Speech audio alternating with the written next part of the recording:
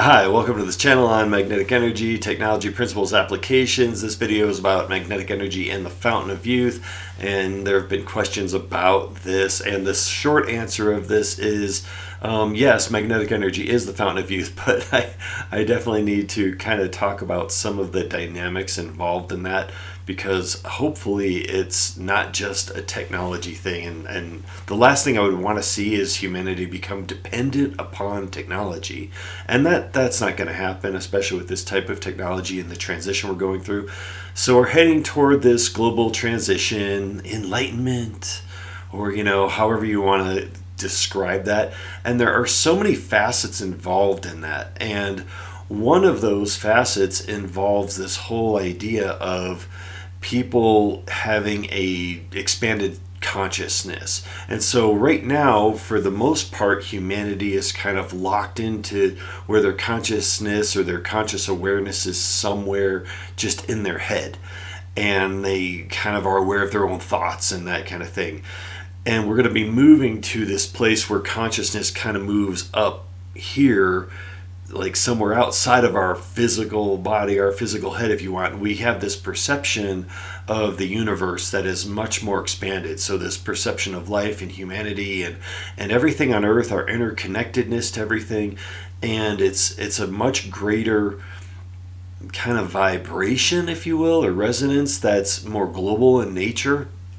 And what comes with that are so many profound things. But one of the things that comes with that is this awareness of kind of what you might want to call the etheric realm or the astral realm or a higher resonance dimension. People will throw the term dimension around, and I've done the same thing because it's very easy to describe. But there's whatever it is, however you want to describe that, it's this awareness of what we currently can't really see and touch and feel and smell and all that. So it's this energy that's just above our perception of awareness normally. Now, here's the interesting thing about this. Millions of people on the planet have had breakthrough moments and breakthrough spiritual moments and epiphanies and revelations experiences, near-death experiences, all kinds of profound experiences where they get a glimpse of what's coming in the next few years. Now, but one of the things that's different about this, though, is humanity as a whole is going to go through this transition and go through this jump. And that is irreversible. So once we're through that, there's no turning back. Because what happens to most people, and we're in the same boat, we have these incredible experiences, these amazing experiences, and then we're back to dull everyday life where the planet in general is at a relatively low vibration. None of that's all going to end. When we all go through this trip together, this transition together, there's no turning back. So we're going to be at this higher level of awareness, this higher level of consciousness from that point forward. And there's nothing to fear as far as, like a lot of people say, oh my God, I hope I make it, or I hope I'm there. We are going to have just an endless opportunity of incarnations at this higher level of consciousness. So there's nothing to fear. I don't want to say it too lightly, but a lot of us are probably not going to stay in these bodies through the transition. And I know that sounds like a very kind of like putting it very, not very compassionate.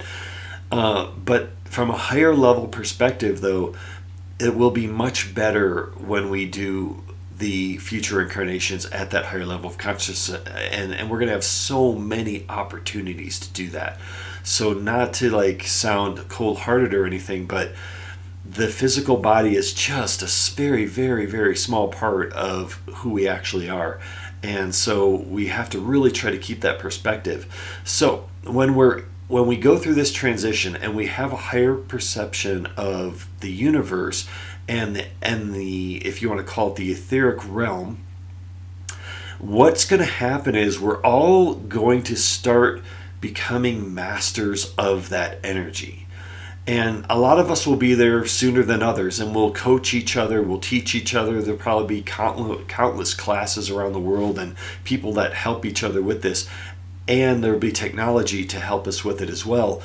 But what it comes down to is we will gain this ability to change or like modify or manage energy at that etheric level, and we'll be able to do it very like precisely with a very high degree of confidence. And so we're going to be able to see and perceive energies that we currently can't see and perceive that exist at a higher dimension.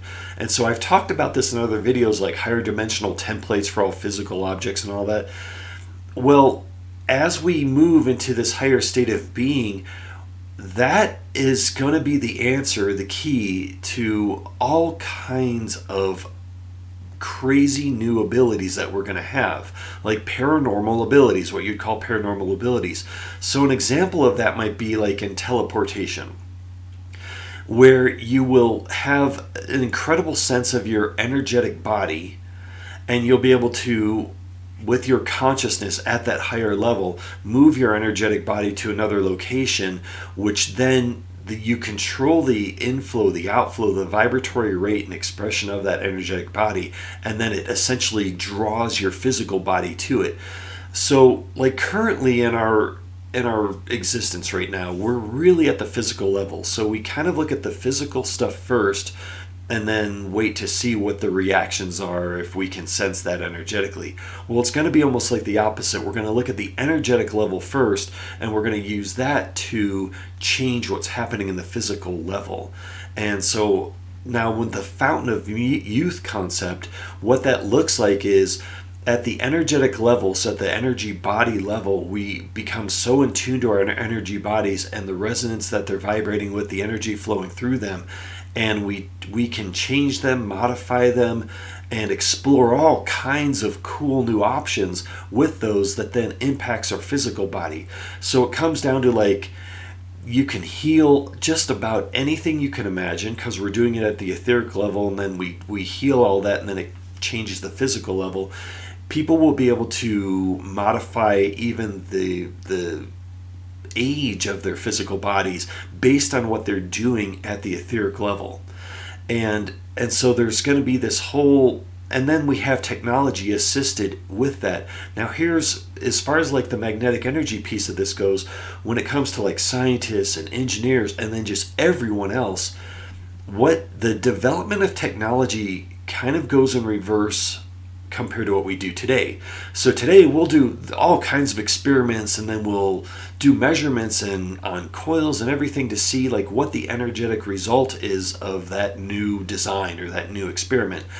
Now it's going to be completely different. So we're going to look at the experiment to be that's going to be developed at an etheric level, and we'll be able to see the energy flows and the energy inputs and outputs of that, and what elements and what configurations of coils or elements or crystals or whatever it is that will then achieve that flow.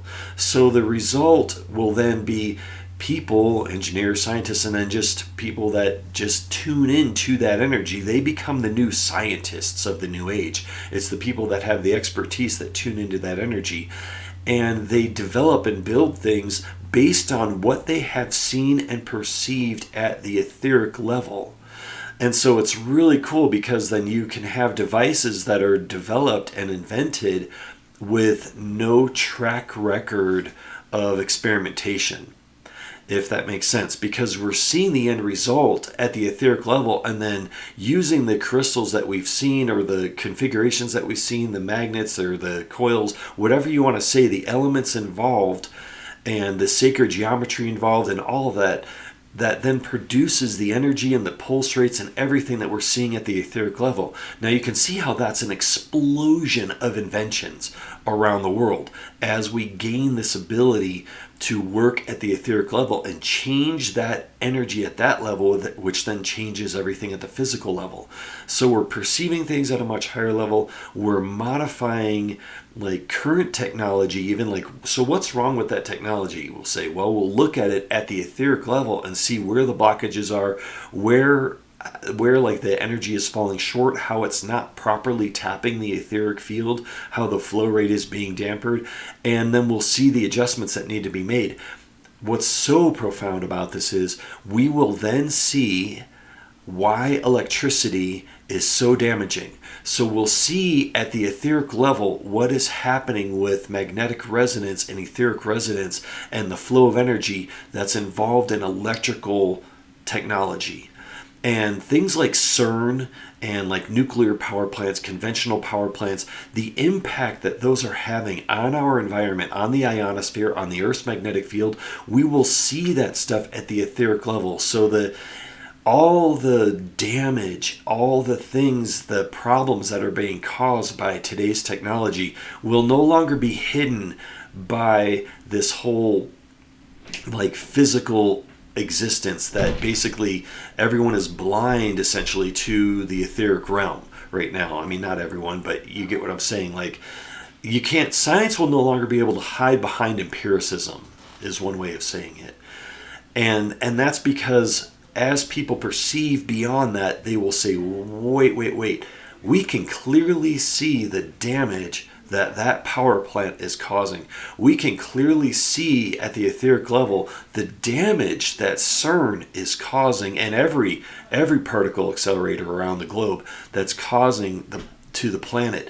It will be very obvious and very clear, and then it will be obvious and clear that modifications need to be done to our technology to have proper pulse rates that tune into universal resonances that then flow the energy through to us freely and without hindrance and without force.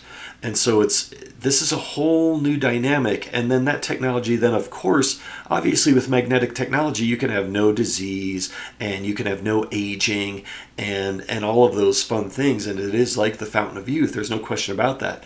The irony, though, is as we move into a higher level of consciousness and we have this ability to essentially stay incarnated for as long as we want to, something else plays at work here that is so much more profound than that.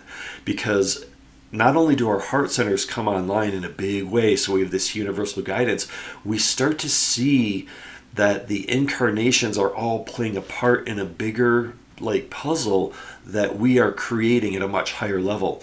And so just because, say, for example, that we could live for 1,000 years in a body and stay at exactly whatever age we want with no disease and no suffering and all that, with no pain and no suffering, no disease, no aging, no aching, all of that, you can stay exactly kind of in a utopia sense. We also, though, recognize that at a universal level, it's time, and it may be after 100 or 150 years or whatever, it's time for us to move on because we have another, that incarnation has done exactly what we intended for it to do at a higher level. And in conjunction with the universe and co-creating with the universe, we are ready to let go of that incarnation regardless of whatever age it is, it doesn't matter. And that's kind of the irony of it, is then we look forward to the other incarnations that have more profound or just as profound meaning or just as very important pieces to the overall puzzle, especially like when it would come to like serving on this planet or having a series of incarnations like on this particular planet. And so if you get that picture, it's like, wow, yeah, we can live forever, but will we? No, most of us, there may be some that they know that it is their job, essentially. It's their path to stay incarnated for a very long time. But for most of us, we will say, no, it's absolutely, I'm done with this. I'm ready to move on. I feel the calling to let this incarnation go and to embrace the ones that I'm going to be moving into. So, yeah, Fountain of Youth, right? And there's something coming in the next few years that a lot of us could be called to start doing some interdimensional or etheric realm work on the planet itself and on humans and everything else, but particularly on the planet. So there could be several million people that are called in the next few years to start doing really intense energetic balancing to the planet as it starts going through the changes, so that it goes through the changes with a degree of smoothness that allows it to go quickly, smoothly, and without a tremendous amount of disruption, to have the fields be readjusted as we go through a pole shift and as we go through some serious magnetic adjustments in the field that will then be the stepping stone to all of this great enlightenment and this energy and all this transformation, all that. But we're going to be moving into this time when there could be at least several million people that are called to help the planet just kind of relax, take it easy, and go through the changes it needs to go through without a tremendous amount of disruption. And so I might probably will be guided to do another video or two on that at some point, but just to put that out into your awareness. And if you know people, it's just to start the discussion on that. If you know light workers, and if you are wanting to share that kind of stuff for the future and what we may be called to do in the next few years. And so with that, I will see you again. And if you like the video, obviously hit like, share it. If you know anyone that might like this kind of crazy alternative topics and to subscribe, that's great too. And I will see you again.